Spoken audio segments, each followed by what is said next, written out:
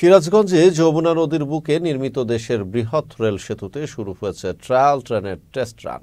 Up ও down লাইনে দুটি trial ট্রেনের মাধ্যমে শুরু হওয়া টেস্ট রান চলবে আজ ও আগামীকাল।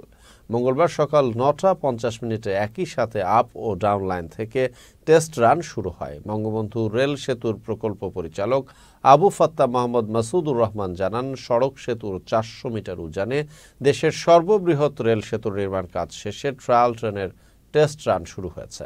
৪.৮ কিলোমিটার দৈর্ঘ্যের এই সেতুতে ঘন্টায় ১০ কিলোমিটার গতিতে আপ ও ডাউন লাইনে শুরু হওয়া টেস্ট রানের দ্বিতীয় দিনে সর্বোচ্চ গতিতে ট্রায়াল ট্রেন চলাচল করবে।